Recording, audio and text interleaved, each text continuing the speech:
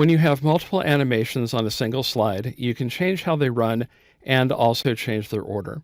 In this movie, I will show you how to manage your animations using the Animation Pane. The sample file that I will use, 0105 Animation Pane, can be found using the download link in the video description. I have a single slide with 3 items on it, and let's run a preview to see what the animations look like. So I'll click the Animations tab on the ribbon and click the body of the preview button. So there we go. So I've got the chess knight coming in first from the left, the cards coming in second from the right, and the go board coming in third from the bottom. I can edit each of these items individually, or I can display them all at the same time in the Animation Pane. So I'll go to the Advanced Animation group, and again, this is on the Animations tab of the ribbon, and click Animation Pane.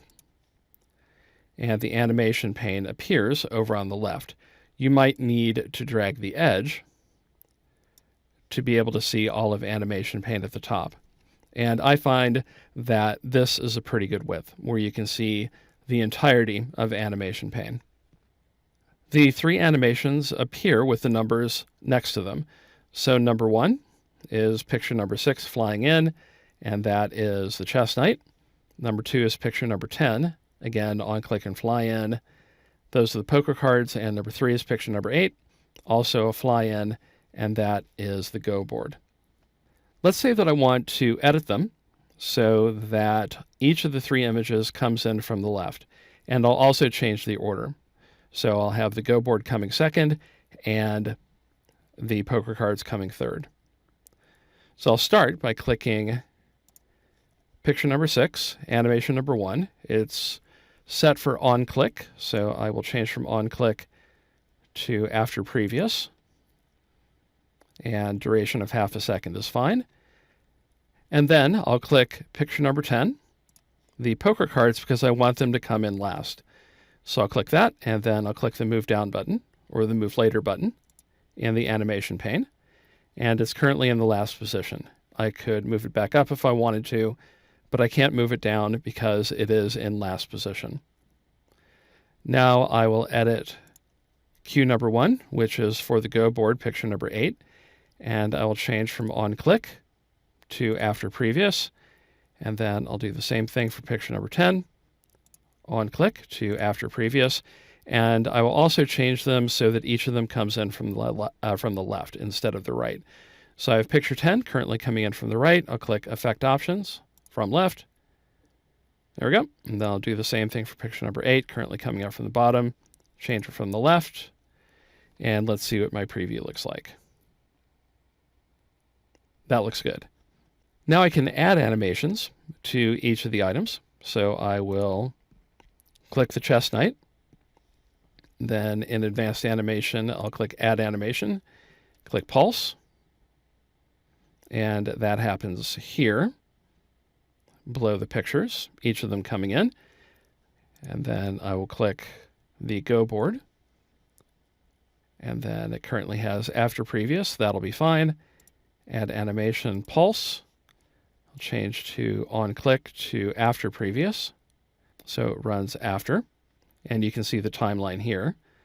Picture 6 pulses first, then picture 8, and now we'll do the same thing for picture number 10. So I'll click there, add animation, pulse.